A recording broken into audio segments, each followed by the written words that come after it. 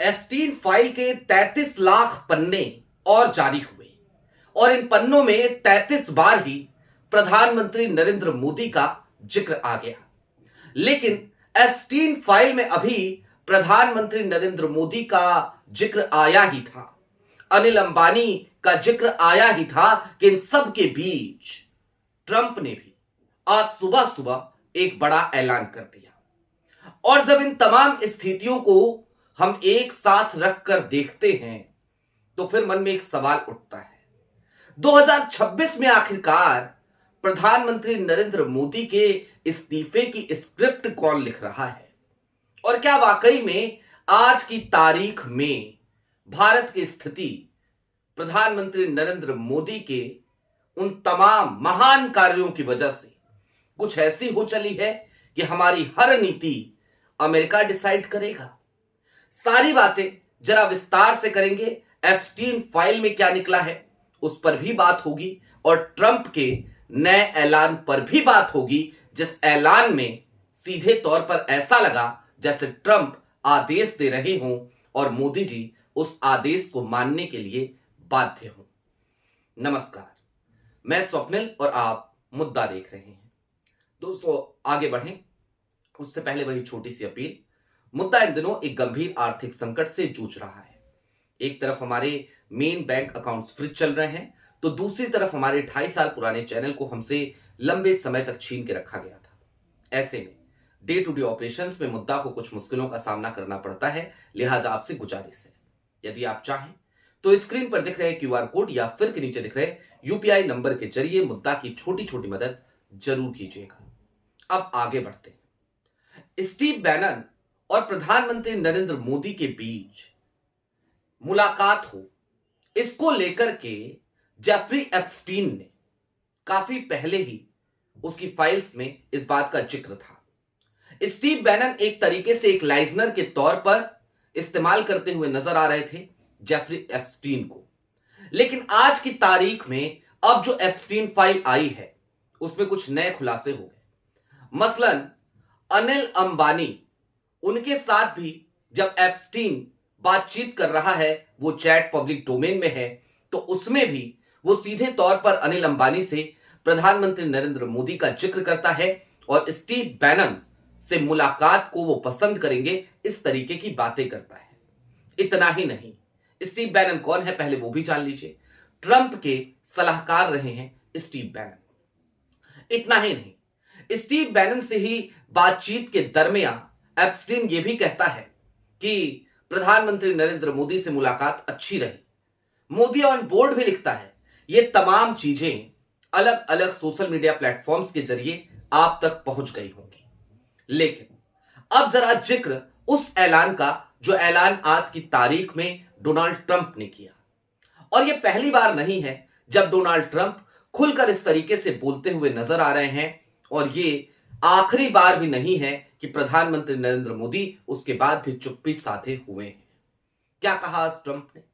Trump ने सीधे तौर पर, ऐलानिया तौर पर यह कह दिया कि भारत अब वेनेजुएला से कच्चा तेल खरीदेगा, रूस और ईरान पे अपनी तेल की निर्भरता वो कम कर देगा। वेनेजुएला, जिसको अभी हालिया दिनों में ट्रंप ने किस तरीके से डिमोलिश किया, हम सब ने देखा है। वेनेजुएला, जहां के राष्ट्रपति मादुरो को ट्रंप ने अरेस्ट किया, उनके ऊपर अमेरिका में मुकदमा चल रहा है और वहां पर अब वर्किंग प्रेसिडेंट काम कर रहे हैं। दोस्तों, ये कोई संयोग नहीं हो सकता। अभी प्रधानमंत्री नरेंद्र मोदी ने कल की तारीख में वेनेजुएला के वर्किंग प्रेसिडेंट से बात करी थी और खुद अपने ट्विटर हैंडल पर इस बात का जिक्र किया था। और आज सुबह सुबह डोनाल्ड ट्रंप का यह कह देना कि भारत अब वेनेजुएला से ही अधिक मात्रा में कच्चे तेल खरीदेगा, रूस और ईरान पर निर्भरता कम करेगा, तो हम कहां से क्या खरीदेंगे? हम अपने विदेश नीति किस तरीके से चलाएंगे? क्या ये ट्रंप डिसाइड कर रहे हैं क्या? और अगर ऐसा नहीं है और ऐसा होना भी नहीं चाहिए और ऐसा मैं मान के चल रहा हूं कि बिल्कुल नहीं हो सकता, क्योंकि भारत की अपनी संप्रभुता है, लेकिन सवाल इससे आगे का है, प्रधानमंत्री नरेंद्र मोदी फिर भी कुछ बोलते क्यों नहीं? अब दोस्तों, इसी वीडियो का एक अगला हिस्सा जिसका मैंने जिक्र किया कि 2026 में आखिरकार प्रधानमंत्री नरेंद्र मोदी के इस्तीफे की स्क्रिप्ट लिखी जा रही है क्या, और यह स्क्रिप्ट लिख कौन रहा है, और क्या इस स्क्रिप्ट को लिखने वाले में प्रधानमंत्री नरेंद्र मोदी के आसपास के लोग भी शामिल हैं। विदेशी प्रेशर तो जो है वो सामने है, कभी एप्स्टीन फाइल, कभी ट्रंप। अब दोस्तों, अभी हालिया दिनों में देखिए, अगर कुछ घटनाक्रमों को आप गौर से, तो आज की तारीख में प्रधानमंत्री नरेंद्र मोदी हर जगह पर बुरी तरीके से फंसते हुए नजर आ रहे हैं। एप्स्टीन फाइल में जिक्र आया, कांग्रेस ने हमला किया। इस देश के आम आदमी तक वो बात अभी उतनी खुलकर नहीं पहुंची थी। हर कोई अमेरिका की वेबसाइट पर जाकर, डिपार्टमेंट ऑफ जस्टिस की वेबसाइट पर जाकर, उसके लिंक पे जाकर एप्स्टीन फाइल में मोदी जी का नाम सर्च करके 33 बार उनको नहीं खोज रहा था। लेकिन जैसे ही जिक्र आया, कांग्रेस ने एक प्रतिक्रिया दी, पवन खेरा की तरफ से एक प्रतिक्रिया आई, 3 सवाल पूछे गए, और जैसे ही ये सवाल पूछे गए तुरंत ही क्या हुआ, विदेश मंत्रालय के प्रवक्ता रणधीर जी सामने आते हैं, आकर के सफाई देते हैं। अगर दाल में कुछ भी काला नहीं था, अगर एप्स्टीन से कोई सलाह नहीं ली गई थी, अगर एप्स्टीन से कोई मुलाकात प्रधानमंत्री नरेंद्र मोदी की नहीं हुई थी, तो भला इस तरीके की सफाई देने की जरूरत क्यों थी? क्योंकि इससे पहले ना जाने कितनी बार इस तरीके की तमाम चीजें हो चली हैं, उसके बावजूद कभी भी रणधीर जायसवाल साहब आकर के सफाई देते हुए हमें नजर नहीं आए। लेकिन कल पीआईबी की तरफ से एक पोस्ट भी आई और रणधीर जायसवाल जी वो बकायदा कैमरे के सामने आते हैं और सफाई देते हुए नजर आते हैं। अब केवल एप्स्टीन फाइल या केवल ट्रंप का मुद्दा भी नहीं है, आंतरिक माहौल भी देखिए। यूजीसी एक नया बिल इंट्रोड्यूस करती है, प्रमोशन ऑफ इक्विटी 2026, और इस बिल के आते ही देशव्यापी प्रदर्शन शुरू हो जाता है। यह बिल क्यों लाया जाता है, अब जरा उसके पीछे के भी माइंडसेट को समझिएगा। लेकिन ये दांव कैसे उल्टा पड़ा वो भी इसके आगे अगली कड़ी में समझेंगे।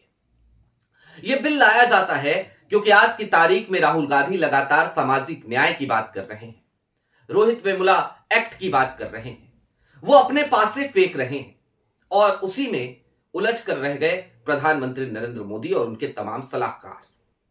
और यूजीसी के तहत इंट्रोड्यूस किया गया ये नया बिल। फिर क्या हुआ, भारतीय जनता पार्टी का कोर वोट बैंक वो लगातार सड़कों पे उतर गया, और उस पर भी प्रधानमंत्री नरेंद्र मोदी की तरफ से एक शब्द नहीं कहा गया। कोर वोट बैंक नाराज हो गया, सवर्ण जातीय नाराज हो गई, सड़कों पे उतरी, और सिर्फ उतरी नहीं, नारे लगने लगे। किस तरीके के नारे? इतने साल बाद आए हो, 60 साल बाद आए हो, 200 साल तक नहीं आओगे। जो प्रधानमंत्री नरेंद्र मोदी, एक कांग्रेस का मंच था बिहार में, अगर आपको याद हो, वोट अधिकार यात्रा के दौरान, और वहां पे एक असामाजिक तत्व ने एक अपशब्द कहा था, जो प्रधानमंत्री उस पर रोते हुए नजर आए थे। यहां तक कि भारतीय जनता पार्टी के प्रदेश अध्यक्ष दिलीप जायसवाल बिहार के, वो रोते हुए नजर आए थे। उनके ही भक्तों ने लगातार सड़कों पे उतरकर कहीं मोदी जी की तस्वीर पे जूते बरसाए, कहीं गंदी गंदी गालियां दी। लेकिन प्रधानमंत्री नरेंद्र मोदी उसके बाद भी जब इस बार मन की बात करने आए, तो एक बार नहीं कहा कि इस देश के लोगों ने देखिए मेरे साथ क्या किया। एक बार भी नहीं कहा कि देखिए मेरे कोर वोट बैंक ने मेरे साथ क्या किया। कोर वोट बैंक खिसक रहा है, नाराज हो रहा है। यूजीसी के जिस बिल को खुद प्रधानमंत्री नरेंद्र मोदी को अगर अपने भक्तों को मनाना था तो वापस लेना चाहिए था, हालांकि उसके एक अलग मजबूरी थी, वो नहीं ले सकते थे, उस पर सुप्रीम कोर्ट ने स्टे लगा दिया। कुल मिलाकर ना इधर के रहे प्रधानमंत्री नरेंद्र मोदी, ना उधर के रहे। जिनको खुश करने के लिए बिल लेकर के आए थे वो स्टे लग गया है तो वो भी नाराज चल रहे हैं, वो भी प्रदर्शन कर रहे हैं। बहुजन समाज आक्रोशित है, उद्वेलित है, और उसके खिलाफ और मुकदमे हो रहे हैं। जबकि यही जब सवर्ण समाज वो लगातार सड़कों पे नंगा नाच कर रहा था तो कोई मुकदमा दर्ज नहीं हो रहा था। लेकिन आज ओबीसी वर्ग पे, SC ST पे जब वो सड़कों पे हैं तो उन पे मुकदमा दर्ज कराया जा रहा है। और तीसरी तरफ विदेश की तरफ से आता हुआ ये तमाम प्रेशर, और इन सब के बीच प्रधानमंत्री नरेंद्र मोदी जो खुद को 56 इंची सीने वाला बताते थे, आज की तारीख में वो 5.6 इंच का भी सीना रह गया है कि नहीं रह गया है, ये भी अब समझ से परे हो चला है। और ऐसा इसलिए हो चला है दोस्तों, क्योंकि प्रधानमंत्री नरेंद्र मोदी के पास किसी भी सवाल का कोई जवाब नहीं है। हालांकि सवालों के जवाब वो पहले भी नहीं देते थे, लेकिन कम से कम वो गोल गोल बातों को घुमा तो देते थे, मनगढ़ंत कहानियां सुना तो देते थे। आज की तारीख में मोदी जी ना मनगढ़ंत कहानियां सुना पा रहे हैं, ना लोगों को समझा बुझा पा रहे हैं, ना अपनी सफाई में कुछ कह पा रहे हैं, और सफाई दे भी रहे हैं तो सफाई उल्टी पड़ रही है। और इन सब के बीच उनके सबसे खासम खां यानी कि अमित शाह, उन्होंने तो मोदी जी के गढ़ और अपने गढ़ यानी कि गुजरात में इस बात का ऐलान कर दिया था कि सनातन का अपमान करने वाले कभी भी सत्ता में वापसी नहीं कर सकते। अब उन्होंने ये बात किसके लिए कही थी?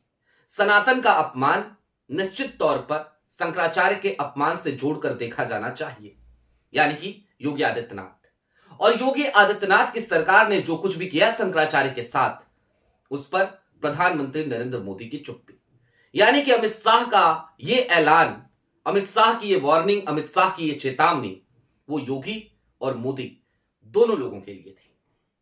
और जब भारतीय जनता पार्टी का चाणक्य जिन्हें कहा जाता है, वही खुलकर इस तरीके का ऐलान करने लगे, तो फिर जरा सोचिए कि क्यों ना इस बात को देखा जाए, इस बात को समझा जाए कि 2026 की शुरुआत के साथ ही प्रधानमंत्री नरेंद्र मोदी के इस्तीफे की स्क्रिप्ट लिखने शुरू की जा चुकी है। और ये स्क्रिप्ट कोई एक दो व्यक्ति नहीं लिख रहे हैं, ऐसा लगता है कि भारतीय जनता पार्टी के भीतर बैठे लोग भी लिख रहे हैं। बाहर से जो दबाव है वो तो सामने है, और उस दबाव का सामना करने के लिए इस वक्त हमें प्रधानमंत्री नरेंद्र मोदी सक्षम नजर नहीं आते हैं। जाहिर सी बात है, इस बार बहुमत का वो आंकड़ा भी उनके पास नहीं है।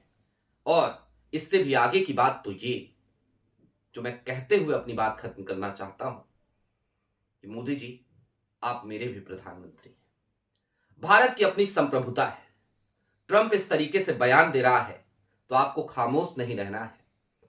इस देश की एक बड़ी आबादी है, और ये आबादी दुनिया के किसी भी देश को मुंहतोड़ जवाब देने में सक्षम है, क्योंकि भारत विश्व का एक बड़ा बाजार है, सबको हमारी जरूरत है। अपनी ताकत को पहचानिए, जवाब तो दीजिए हुजूर, और नहीं दे सकते तो बस वही एक शेर याद आता है, कुर्सी ही तो है, तुम्हारा जनाजा तो नहीं, कुछ कर नहीं सकते तो उतर क्यों नहीं जाते। आपकी क्या राय है कमेंट बॉक्स में जरूर बताइएगा। अभी के लिए दीजिए इजाजत। चलते चलते फिर वही अपील, चैनल पे नए हो तो सब्सक्राइब करते हुए जाइएगा, सक्षम हो तो छोटी छोटी मदद मुद्दा की जरूर कीजिएगा। बहुत शुक्रिया।